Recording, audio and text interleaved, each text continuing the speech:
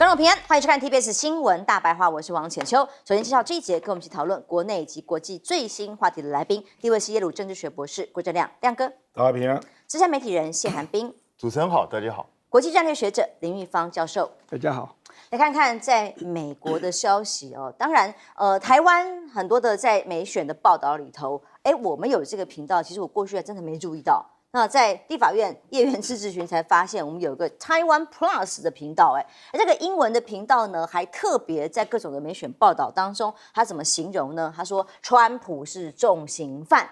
那这个很像贺锦丽的选举语言，说美国啊将迎来选出第一位女性总统呢，还是一位被定罪的重刑犯？看来美国人选择了重刑犯。哇，这样的论述不也是等于美国人在骂自己吗？细数一下这位 Louis Watt 他的这个经历了哦，在北京、伦敦、曼谷、美联社都有经历。那《泰晤士报》、《电讯报》甚至是《Times》杂志都担任自由撰稿人。但问题是因为他是代表台湾的官股所经营的频道，那虽然效益怎么样哦，待会我们来评估，但他这样的言论是不是反而烧掉了台湾？可能在美国川普现在还有没有押错宝，有没有这个影响力？之前都还不安的情况之下，更影响了外交上面的影响力跟形象呢？其中已经烧了58亿，是立委算出来的。根据审计部的资料里面，整个预算58亿，4年来，哇，这样烧一个频道，在欧洲、大洋洲、什么非洲成立成效都尚待加强。在台的外籍人士呢，满意度调查啊也不及格。叶元之就说啦，这个所谓脸书跟各种的按赞数其实是差异很大的。前4年花了58亿，还要继续花下去吗？尤其是报道川普这样的内容有所争议的话，那到底对台湾来讲是有帮助，还是真的有宣传效果，还是扯后腿？但要花这么多钱，到底有没有意义？柯志恩就说，不止如此啊，还有公广集团接下来要投资一个新创公司做 AI。这个华视跟公视共同投资的新创 AI 活动执行公司，听起来很厉害嘛？总共还要再投入3000万的资金，公视持股49%，华视持股51%，所以柯志恩质疑啦，公广集团18年华视一起合并之后，累积亏损40亿元，我们纳税人的钱还在各种的投资里头，一个本业经营都不好，要去做 AI。难道公视会不会本来应该是要好好扶持一些有创意的我们很多节目的创作者在这里可以有很好的频道？可是呢，现在反而变成特定政治立场的御用工具吗？被质疑这个新公司到底是干什么？是不是背后又有人指示，又是一个绿油油的高薪职缺，还是有其他的可能的油水？立委们有所质疑啊。那公广集团这样的扎法，文化部长李远说，那我们一定会要严格来审查啦，所有投资都要有文化部的同意。但是呢，像这样子的台湾 Plus 的言论，的确也官方说，行政官员答询的时候说，他们也觉得有所不妥哦。而川普的新内阁到底有没有民党政府押对宝呢？其中Pompeo是看起来跟民党政府最关系相对密切的，结果川普9号先前传出来他要当国防部长他的内阁扮演重要角色结果川普直接在他的平台里面就说，公开的讲，我不会邀请前大使 Haley 或者是前国务卿 Pompeo 加入目前正在筹组的新川普政府。哇，好直白哦，直接在社群上这样讲。所以 Pompeo 也在社群上回应，表达说，我们也很荣幸过去跟你工作过。那如上周见面的时候说的还要强调上礼拜跟你讲的话然后我们一起制定了让世界更安全，我们有责任再次把美国放在第一位。这种是喊话忠诚，当人家已经告诉你说，我们要用你，这样真的有点尴尬，也很直白。所以拒绝Pompeo为什么呢？美国媒体说，这个是他的儿子阻止新保守人士争权。当然，也有一说，过去Pompeo也说想选总统，不是吗？华尔街日报的说法是，川普儿子跟身边人士认定，副总统当选人范斯才是未来的接班人，拒绝其他什么所有国际的共和党新保守派人士入阁，是这样的结果吗？但无论如何蔡总统上一次跟川普通了电话，这一次没有。按我们的政府一下子说，我们从来没有要这样做，没有要规划通电话，后来又说我们有在努力，到底有没有？但过去是不是赌运？运气不太好啦，每次花大钱请到台湾来的这些，不管前任官员、现任官员，好像最后都是打水漂吗？例如这位 Haley 才刚来，2024年8月来台演讲，远景基金会花了钱。那庞佩奥经费是有被公布出来的，当时2022年访台的时候花了422万的新台币，还有前英国首相特拉斯花了350万的新台币，通通包括梅路格啦，或者是没连任。那所以现在对于共和党的关系到底还有多少？大家也在等着看，还是准备就是付钱去赎人？不知道。SpaceX 要求供应链迁出台湾这个消息，在财经新闻这几天有所报道，而且讨论蛮多的。但是呢，经济部发了声明说，哎呀，第一时间就跟相关台厂联系啊，业者都说没有接到这种要求，没有要工厂迁出台湾啊，提醒国人注意资讯的正确性。真的吗？会不会到最后又是有这样的发展呢？因为毕竟马斯克在川普心中的地位重要啊。大选胜选之后，立刻大篇幅在致辞感谢马斯克，家族合照有马斯克，跟泽伦斯基通话，马斯克在旁边。而跟中国大陆的合作关系，会不会也影响了未来新链在台湾的各种的规划或者布局？供应链厂商也必然是如此啊。亮哥，我们先从我们人民纳税钱，光总预算案吵了这么久，好像我们一点点钱，政府都要很斤斤计较，要小心的拿捏在手上。可是公广这个台湾 Plus 随便就58亿啊，就放水流了啊，亮哥。这个就是高估自己啦。如果说那个资深媒体人王浅秋也不知道台湾 Plus，你就知道它的宣传效果有多低啦。坦白讲，那个台湾的英文媒体啊，我都是看台北 Times、China Post 还有 Focus 啊，我很少看台湾 Plus，所以为什么你会引不起人家的注意啊？这个一定是有原因的，而且他一开始还请一个福斯的亚洲区的一个副总裁回来接啊，那到底因为我知道这个 Louis Watt 他是委外的记者，委外的记者，你们有没有在他寄回来的片子，你们到底有没有管理一下呀，审查一下呀？有没有一个审查的流程嘛？因为那个新闻我们看到的是2则新闻啊，另外一则新闻是他派了一个记者到贺锦丽的现场，因为他们认定贺锦丽会赢啊，结果贺锦丽那天没有发表演说，白跑一趟，现场一只猫也没有啊。然后川普那个胜选场合他没有人啊。那另外一个就是这个 Louis Watt 在那边自己发表政见，他一定是有立场嘛，不然怎么会这样？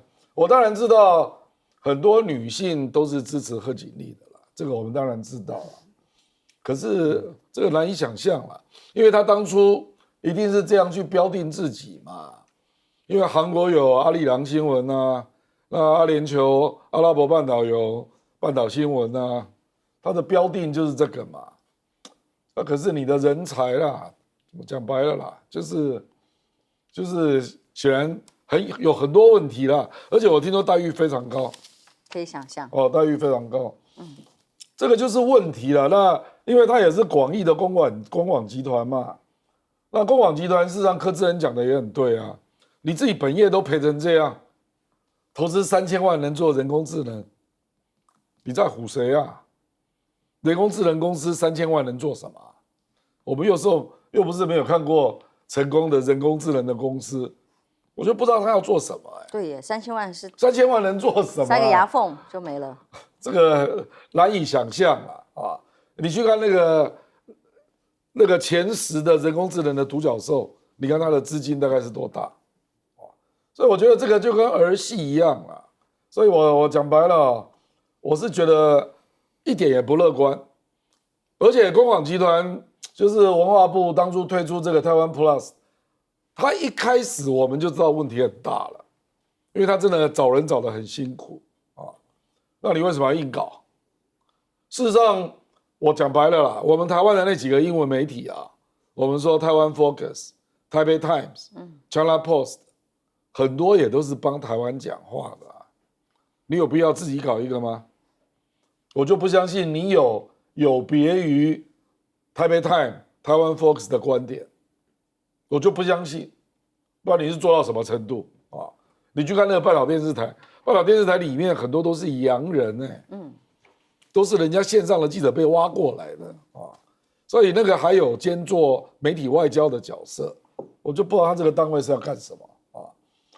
那我坦白讲，蓬佩奥不能入阁啊，这个很多人早就知道了。哦，这些媒体都传是国防部长。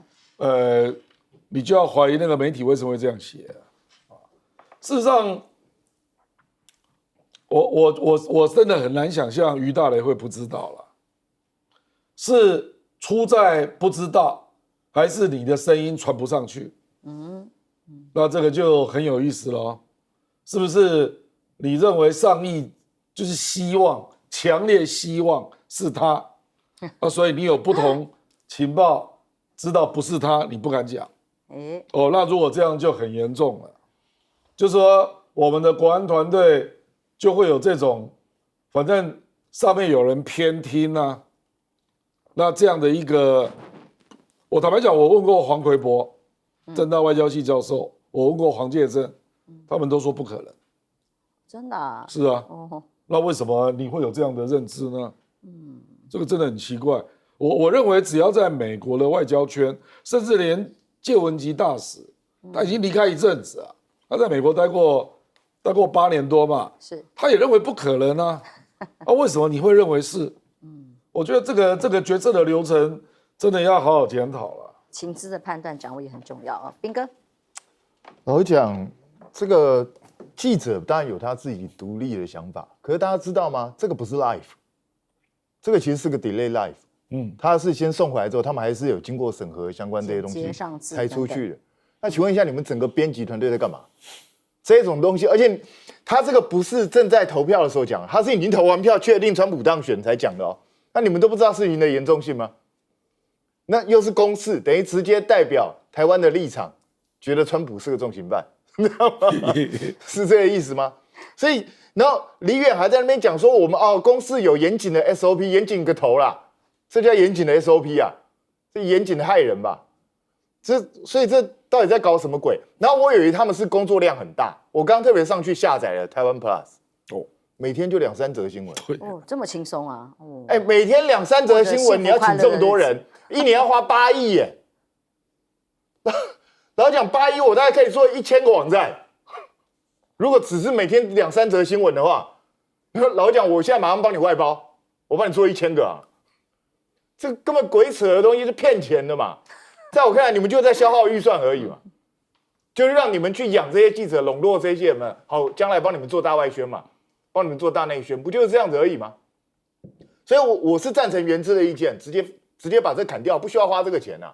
然后讲做这么 low 的一个2年多只有5万人下载的 APP， 这到底要干嘛？说真的，你随便找一个，你外包给一个网红，你不用8亿啊。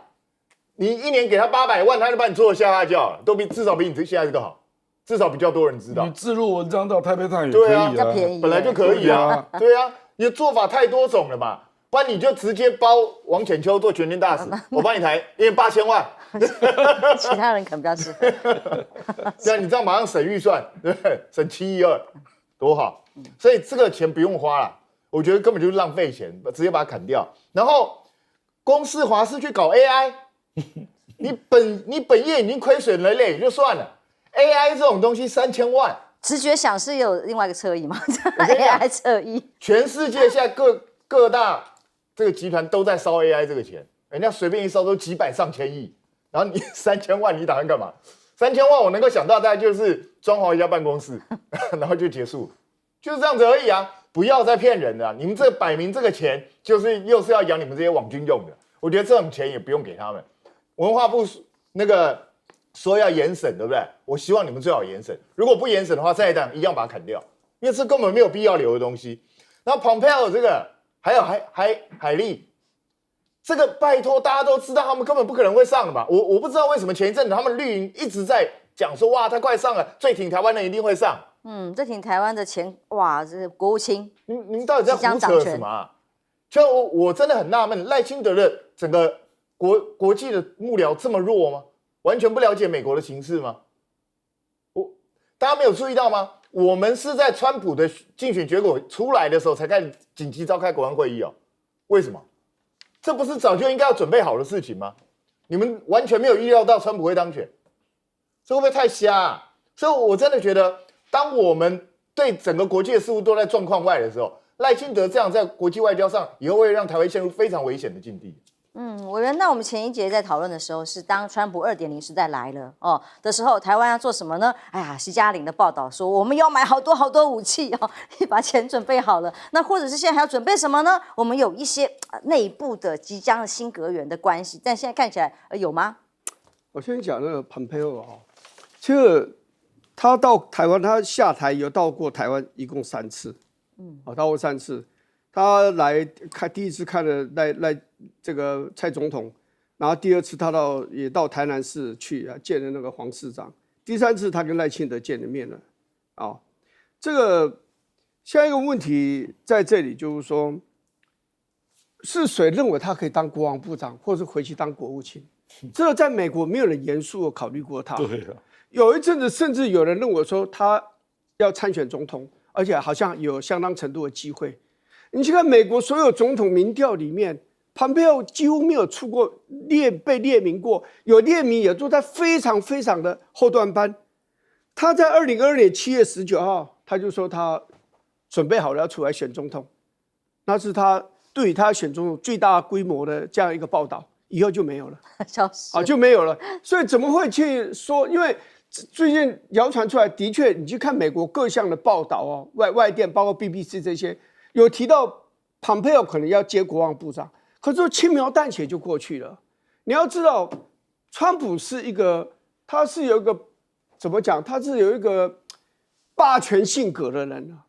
你想他会容忍一个要挑战他选总统的人吗？黑利挑战过他，跟他拼初选，说黑利不可能再回到他的组阁的名单里面。蓬佩奥宣布过要选，虽然没有选。这2个人坦白讲。这在川普眼里面，你们离开我办公室以后，你们离开白宫我的团队以后，你们根本就跟我不亲。你在外面还偶尔蓬佩奥还修理过川普的，还批评过他的，虽然他后来有否认。所以这个东西，我觉得这个对他了解这么少，是让我很惊讶。讲到那个公广的台湾 Plus 的问题，你要知道这个，我是公视的筹备委员。我第3届当立委的时候，我是公视的筹备委员。大家晓得这个，现在后来我都一直看了公视，我都觉得我都不知道怎么讲。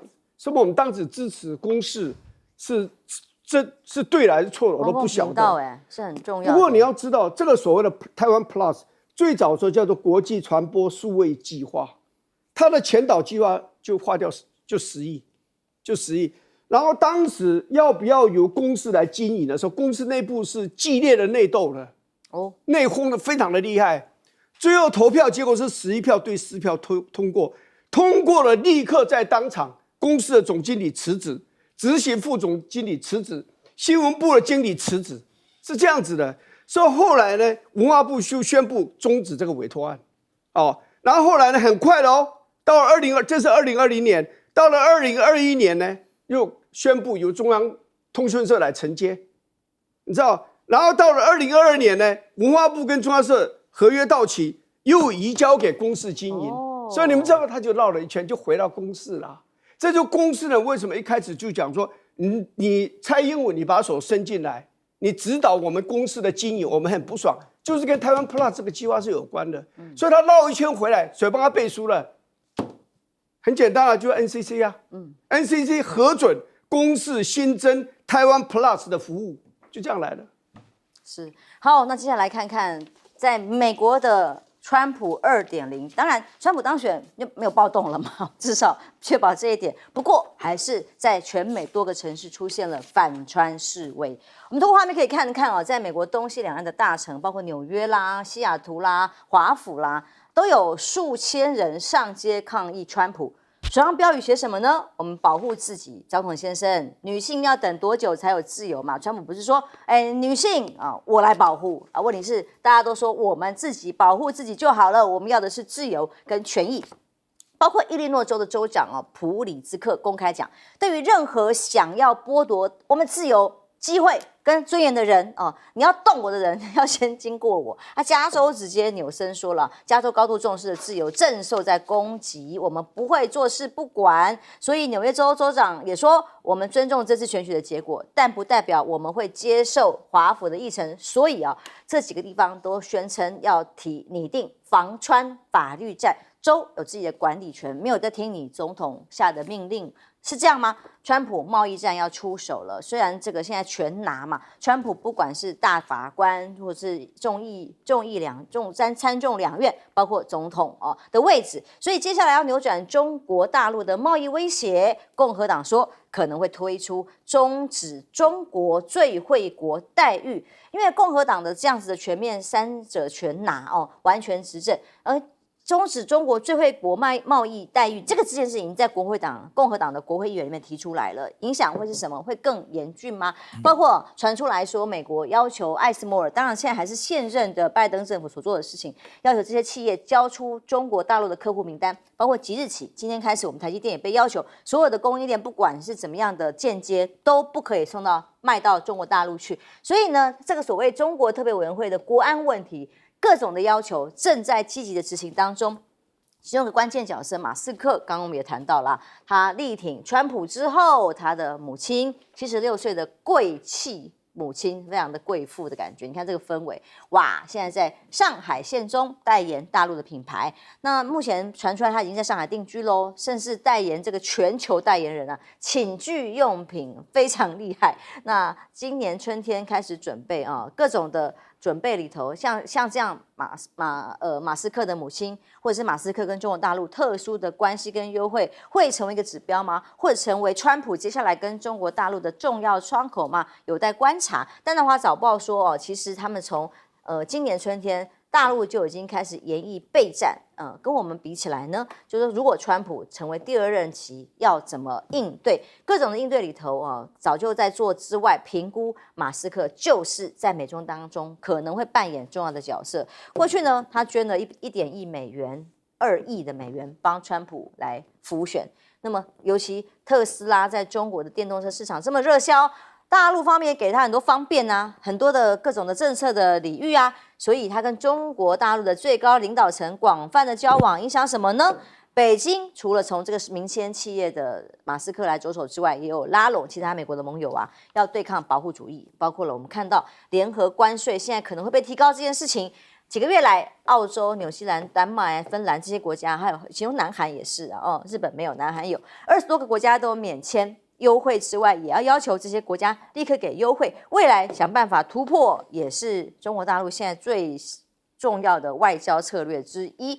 那这9个国家新增的免签国家，韩国进去了，日本没有的原因呢？那北京当然是把日本的免签作为讨价还价的筹码嘛，媒体是这样分析的。日本当然现在政局也是很在动荡当中，石破茂率内阁总辞之后，因为他在这个国会的选举里面失利，脆弱的少数政府有没有可能保得住这个内阁首长这个位置还不知道，但石破茂部分的日本官员就担忧川普就任在贸易上会采取保护主义，要求日本驻军要花更多的军费，这是公开川普讲过的话。来比一比好了，我们是没通上电话了那日韩通了电话，比较尹锡悦，媒体真的算起来算时间，通话时间，尹锡悦12分钟，石破茂跟川普只有5分钟。那还扣掉了翻译啦 ，say hello 问候只剩下1到2分钟，所以外界把它解读说，哇，石破茂处理日美同盟的外交能力不如吗？那看看过去1985年，共和党的雷根逼迫日本签署广场协议那段历史，逼得日本继续上升，急剧上升的日元，甚至日本进入著名的虚假繁荣，造成了房地产泡沫化，埋下日后日本经济失落20年，连晶片发展都给它限制的情况之下，现在日本会不会又有这样的恐慌，担心川普2.0的时代来了呢？亮哥，先来看看包括了抗议在美国这里，其实也是零星的，那各州也在想应变之道。因为有几个最典型的民主党的州啦。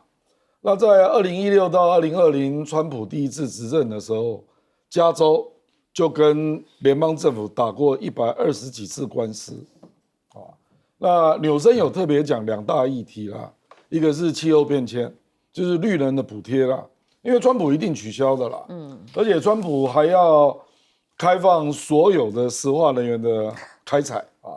那第二个就是生育权利了，就是堕胎权啊，那可能还会有性别认同的部分，这个加州坦白讲都是根深蒂固，最开放的哦。那纽约州大概第二了啊，所以纽森的意思就是说，我要保卫我的州权呐，说这个是我们州的历史传统啊，我不会让你得逞这样啊。后果会怎样，我真的不知道啊，因为川普这次回来非常强势啊，他是行政、立法还有最高法院三权全掌握啊，那有这个历史复仇的味道。所以我认为会斗争的蛮激烈的。那还有另外一个议题，其实这个议题更可怕，就是川普扬言要驱逐1100万名非法移民，这个怎么可能做呢？你一定要有设置大量的简易法庭，对不对？执法的人员、警察，然后甚至一时排队出不了，还要有那个拘留中心。哦，这个要花很多钱哦，而且非法移民可能会抗拒啊。所以可能会爆发很多治安事件，而且还有一个道德问题，因为非法移民很多在美国已经生小孩了，那他的小孩是合法的美国公民，那你这样不是要把人家爸爸妈妈跟儿子拆开吗？那些孩子怎么办？那这有道德问题啊。所以我的意思是说，未来好戏可看了啊，这个一定会斗争的非常非常激烈了啊。那另外一个就是。因为川普基本上就是确定，就是他一定是看现在的贸易盈余嘛，谁盈余多，我就准备要找你买美国货抵账嘛。那排名第一就中国嘛，排名第二是欧盟哦，那排名第三是阿西安哦，就东南亚啊。所以那个别国家排名第二的是墨西哥哦，墨西哥1260亿贸易顺差哦，越南1100亿贸易顺差，我们台湾是大概600多亿，也会中啊，只是躲在他们后面，你知道吗？慢慢处理。可是我跟你讲，川普一定干这个事的，所以你怎么给我那么多贸易顺差？你美国货买的太少啊，所以你自己等着看吧。你如果不买啊，我就瞌睡啊。川普就是这种人啊，所以我是觉得中国大陆大概也是严阵以待啦。不过这次中国大陆可以用的招会跟上次不一样，上次他是用人民币贬值做冲销啊，那这一次我认为他，因为他自己也做大了，所以他大概会透过对其他国家减税啊，然后这个愿意买你的东西啊，那用这样来平衡啊，还有就是做大自己的内需市场啊，消费市场，用这样来平衡。所以你看11月8号那个人大常委会不是初步公布那个是做6兆嘛，对不对？那再加上之前陆续公布的4兆，总共10兆，这个还不是财政刺激哦，这个只是针对地方债的前菜的缓解啦。那为什么他们不立刻宣布？因为他们要看川普出什么招啊。所以明年我认为到1、2月之后啊，中国大陆一定会有刺激消费的方案出来，我觉得他一定是严阵以待啦，而且他目前的国债占 GDP 的比重没有算很高啦，所以他还有相当的空间。是我们看到美中在对抗当中，不管关税啦或其他的方式，就怕重伤的是我们啊。对，我们是很难跑得掉。虽然有些人可能很高兴，那个川普当选，老公会很惨啊，老公很惨，台湾就很惨。两岸之间不是零和游戏耶，中国大陆赚美国很多钱，里面很多的大部分你们是台湾的厂商出货出去的，没错。而且呢，这个也因为两岸的贸易，大陆从台湾采购了很多的这种这个产品，然后加工，然后卖到美国。如果美国制裁了中国大陆，台湾也要受伤了。你移转到别的国家去，你觉得很容易。越南也有越南的问题，泰国的问题，电力短缺，人工工资也越来越高的问题，所以这个不见得是一个好事。不过我是觉得大陆是一定也做好准备了，不过他一定是受伤会很重，因为选举他为什么这次会赢了川普？他讲很简单哦，你们都要减税哦，这个不会加税，而且要减税。那怎么办呢？那我们就用关税来弥补。我们就让这些外国人他们卖产品来我们美国，我们就扣他很高的关税，而且这个关税呢多出来，这个关税呢也不会由我们美国消费者承担，这些厂商外国他们要卖东西给我们这些卖家，他们自己会吸收，这是不可能的事情嘛，对不对？而且川普坦白讲，他为什么不跟这个 Harris 贺锦丽辩论？因为他的东西很多都是很虚假的，譬如讲关税。其实在2023年，美国从扣国外产品进到美国的关税，只占了他当年就是2023年的税收的2%而已，很少很少哎。但是因为川普讲过了，而且他现在一时间我也不认为他有其他的生财之道，所以他关税他一定会扣，而且扣很重，而且谁赚他最多的钱，他就扣最重。那个国家就是中国大陆。所以中国大陆被他扣得非常惨。其实接着你说中国大陆很惨，你日本其实也会笑不出来，对不对？你日本比惨也是一样，你美国会让你很惨的原因是你很多的半导体的成品你就不能卖到中国大陆去。南海也就有这个情形。当然，他们这两个国家还有一个问题，就是美军在那边驻扎很多美军在日本55000人有时候高的时候58000人。在南海有3万多人，那川普上去的时候就讲他的口气，我们大家都知道嘛。美军在那边驻守，保护你们交保护费啊，你们保护费交的够吗？如果不够的话，你们这北约的国家，欧洲这北约国家，你们被打的时候我就不甩你们就是了，就这样子啊。然后日本呢，他说日本当时川普刚上台的时候，日本每一年补贴美国的驻军的费用，以各种名义大概是20亿美金，多一点这样子。川普要他加4倍，要加1年就拿80亿出来，当然日本是没有甩他啦，没有甩他，当然就是说大家谈判嘛，最后大概就是做了一些妥协，但是基本上并没有增加他的费用。可是现在川普再回来了，他也吹牛吹了这么大，要替政府省钱，然后要让外国人来支付这些必要的费用。你认为日本、南韩，包括欧洲的这些北约的国家？美军在你那边驻守，你们的钱没有增加个1倍2倍，我认为都没有办法下得了台。所以中国大陆现在唯一能够期盼的就是，川普不仅对中国大陆很凶，对他的美日韩这些就是日本韩国北约的这些国家也很凶，凶到最后这些国家都跟他闹翻，然后中国大陆反而又多出了不少的朋友，他唯一期盼的大概只有在这里。彬哥现在真的比我们台湾也许差不多紧张或更紧张，大概就日本了，因为包括石破茂自己都坐不稳，都不知道这次国会败选了之后有没有办法可以保住阁揆。他已经保住了，刚刚他已经击败野田佳彦了，他已经保住了，就是跟小党一起联合。但是问题是保住也没有用，他毕竟还是一个非常动荡不安的一个情况嘛。那再加上川普带来的新的变局。当然，这个对石破茂是一大考验，对整个日本也是一大考验。因为其实川普上来，很多人会讲说亚洲危险有人讲说欧洲危险其实你看是全世界包括美国内部大家都忐忑不安，因为没有人知道他到底要干嘛，搞不好连他自己都不知道。因为这个人也是想到什么做什么的。那你看美国现在内部各种反弹的声浪出现，今天有一个悲剧，就是有一个男的他把他全家都杀掉。然后自己在轻生，这个就是让人家很难过。但是美国这种性格激烈的人非常多，然后精神状况可能也不是很稳定，所以未来陆续这种冲突可能还是会出现。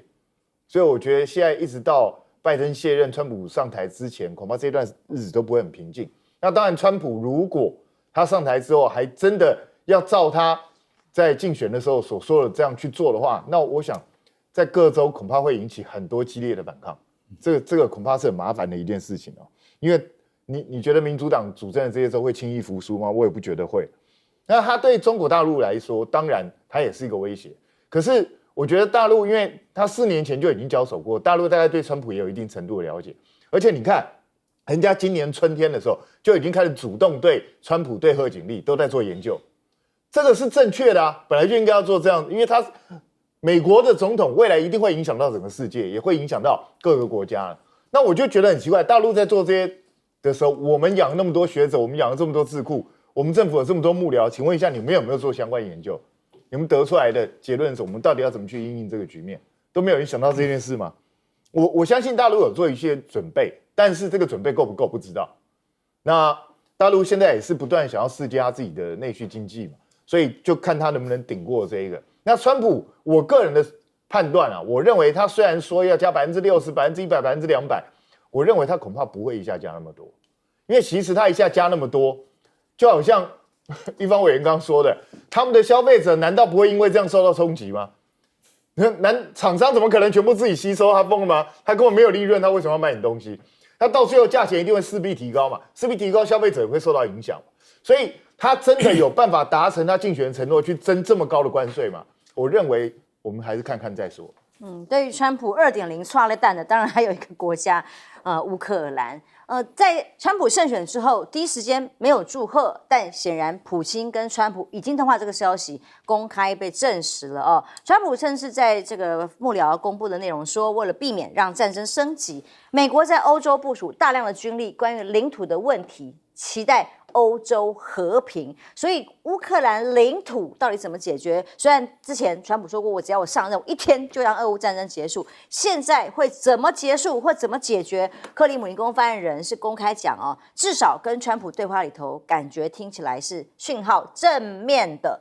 他没有听到说对方希望表达成俄国战略失败，这就是他跟现在拜登政府的最大的区别，所以会跟克里姆林宫跟普京站在一起吗？那现任的美国安全顾问苏利文说，这个拜登会劝一劝川普啦，叫他不要放弃对乌克兰的支持啦，否则会导致欧洲更加的动荡啦。但现在听起来是说，现在无论如何，拜登已经公布出来消息，会在任期之内赶紧把还没有拨的武器啦、补助款赶快拨给乌克兰。但川普的小儿子小川普已经公开讲，最后38天38天之后，乌克兰泽伦斯基就要断粮了吗？这代表着他的父亲现在最新可能表达的政策吗？当然，莫斯科跟乌克兰现在看到的是双方用无人机互相攻击，也在川普正式上任之前积极的正在运作当中。俄罗斯国防部公布，莫斯科等6个地区3个小时击落70架乌克兰的无人机，而乌克兰方面也公布145架是夜袭以来目前为止创纪录最多的无人机攻击了乌克兰，双方都造成了一些规模的伤害。但川普除了在俄乌战争里，在以色列这里当然也站边他站谁？站以色列。3度以色列总理纳坦雅胡跟川普通话，商讨谁？伊朗要怎么处理？所以这个伊朗可能也很担心。川普上任之后，第一个任务就是制裁伊朗。先前这个纳坦雅胡去攻击伊朗轰炸的时候，川普是说做得很好嘛。所以现在传出来的媒体报道是，目前内阁人选都是伊朗的暗杀计划目标之一，在川普可能的内阁，甚至对伊朗不手软的强硬派布莱恩所以川普第一个任期内让美国单方面退出2015年签的伊朗核协议，现在到底会怎么做？是全部人都在等了过去也曾经因为一次对巴格达机场的轰炸，川普任内空袭，造成了伊朗革命卫队的将领死亡。所以接下来这个所谓纳坦雅胡是不是有了川普更有信心？BB Call 爆炸事件炸翻了真主党各领导阶层，他公开承认就是我坚持要行动，当时拜登政府还不赞成呢，我就是要这样做，所以才会这样。所以美选落幕以后，以色列立刻开轰，空袭了贝鲁特南郊，造成了40个人的死亡，还有空袭叙利亚。伊朗外交发言人说，强烈谴责这个犹太复国主义的政权。现在呢，连住宅区很多地方都被侵略跟攻击，呼吁以色列采取措施，包括一项武器禁运，把它驱出联合国啦。联合国对于以色列的攻击，当然伊朗这样的对抗诉诸于国际社会还有没有用呢？包括沙特阿拉伯的参谋总长会访伊朗，那么希望谈到接下来双边跟国防关系，但是沙特阿拉伯目前还没有跟以色列建交。但知情人士匿名的路透社报道是说，川普的女婿已经多次跟沙国王储互相见面商讨可能性，是代表着接下来伊朗会越来越孤单吗？亮哥，这个川普打电话其实也没什么用啊，因为现在他又还没执政，现在执政还是拜登啊。那你看拜登、苏利文基本上都讲得很硬嘛，因为坦白说这个时候，他也没有乌克兰方案啊，可是他就不能放手啊，放手你对历史怎么交代啊？你把人家搞到今天这个局面了，所以拜登才说嘛，因为川普放话说他上任之后不会给乌克兰1毛钱，所以因为拜登跟泽伦斯基已经谈好了，在年底前本来就要给他60亿嘛，60亿钱还蛮大的，所以拜登也知道要在圣诞节之前赶快发完圣诞礼物，他就一直发啦，对，里面可能也会有军品啦，也有薪水啦等等啦所以你看那个乌克兰不是昨天70架无人机去打莫斯科吗？所以他在拜登面前就要弄出那个样子那他明明知道川普是另外一个脸，那你就这里就看出川普现在使不上力嘛？你现在怎么使得上力？你又没有权力所以我觉得这个就是麻烦的地方啦，就是泽伦斯基知道明年1月20号之后他就麻烦了因为川普我觉得会用非常强大的压迫手段逼他上谈判桌。那简单的就是我就不支持了，金援军援你自己看着办。所以现在欧洲国家也不知道怎么办，所以欧洲国家也在那边讨论说，美国一旦明年不给钱呢，他们撤我们撤不撤？是不是也要筹一笔对不对？欧洲毕竟还是当事人美国是隔岸观火嘛。乌克兰的难民是在欧洲有将近1000万所以这个就是我认为川普也没有别的招啦。我觉得川普比较大的麻烦是他如何说服俄罗斯接受和谈的方案。俄罗斯为什么要接受？我觉得川普讲这种话根本没有人会理他啦。我们在欧洲有很大的驻军，so what？你敢派进来打吗？那俄罗斯也可以跟他讲我们有很多核武器以前不就是这样吗？所以讲这个根本没有用我跟你讲普京又不是1天2天在从政，这样就被你吓到了。这个川普不要太幼稚了你要拿出真正的方案就说俄罗斯你要什么嘛？我认为俄罗斯要的一定是已经公投完加入俄罗斯联邦的，我不处理然后经济制裁你要取消。我认为俄罗斯一定是要这2个，然后乌克兰不可以加入北约。那你川普能答应吗？那乌克兰他被你逼着上去嘛，你不给钱可是乌克兰一定会有一些右翼的人会出来讲那安全担保在哪里？你怎么知道这样和谈之后俄罗斯就不会再打我们？如果我们又被打呢？谁能负这个责任呢？所以我跟你讲，绝对没有那么简单我认为川普常常把事情看得太简单，结果最后都是一事无成最重要的是领土争议要到哪里才算恐怕还不是那么快能够结束。休息一下，马上回来。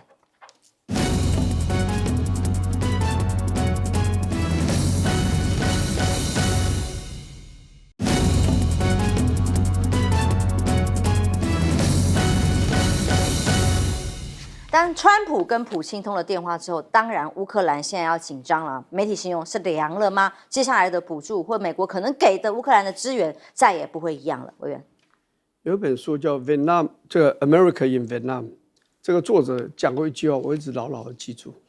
他说法国在越南打败的时候，拍拍屁股就走了，奠边府打败了。美国在那边一共打了20年，其实早就知道打不下去了。所以你今天川普上去了，你觉得你可以拍拍屁股走人吗？你可以在乌克兰就这样子走掉吗？那你如果要大家要和谈的话，那条件是什么？那进入很细节，我们讲大体，不要讲细节。你知道现在俄国占有乌克兰土地多少？就乌克兰土地的20%，现在在俄国的军队的占领中。你这个20%这个土地你要怎么解决？难道你说好这样子，那克里米亚给你俄国，那个乌东的那个地方啊，就让他们独立，那你这个南部呢，占有那些地方就还给乌克兰，乌克兰会同意吗？乌克兰总统任何一个人，只要那个土地的割让的程度，譬如说哪怕是几百平方公里而已，只要他因为割让几百平方公里去换来和平的话，我跟你讲，他就变成乌奸了。我们叫汉奸，他们叫乌奸了，就变成乌奸了。所以没有一个乌克兰的总统敢割土地求和，因为你看人类啊，在历史上发生的战争，绝大部分都是跟土地有关的。所以你有可能是割个几百，哪怕几百平方公里而已，何况这是几百平方公里的多少倍的土地，你要怎么处理？所以你看乌克兰现在为什么去突击这个莫斯科，派了这么多架的100多架的无人机去冲，他就希望增加他的谈判的筹码了，就这样而已啦。那美国的确是支持乌克兰，到目前为止是人尽亦知啦。真正的武器那种装备，大概600-700亿已经给了，所有的费用全部加在一起的话，大概一共给了到9月底，大概一共给了1750亿美金，各种包括贷款什么全部在里头。所以你现在美国真的也实在是撑不下去，因为川普尤其他要省钱，那你这个怎么办？你一直花这个大钱，你要省钱怎么办？可是你说那美国说我走了，你不顾你欧洲国家，那他未来跟欧洲国家之间你就没有影响力了。你对欧洲国家没有影响力了。波兰这些现在是最支持美国的欧盟的国家，到时候就是最恨他。所以川普上去以后，他的痛苦的开始，当他走进他当选那一天，尤其他走进白宫坐回他的位置那一天，他的痛苦才刚刚要开始呢。美国不是上帝啊，你很强大，但你并不是无所不在、无所不能的。更何况现在是个商人在做商业的算盘。休息一下，马上回来。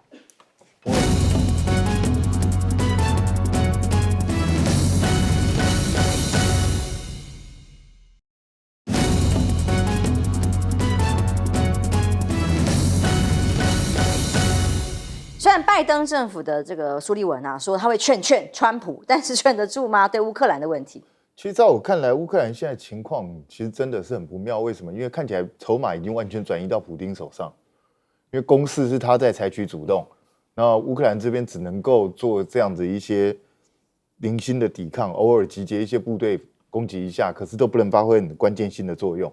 然后他的库斯克也好，或是乌东也好，一直被人家压缩。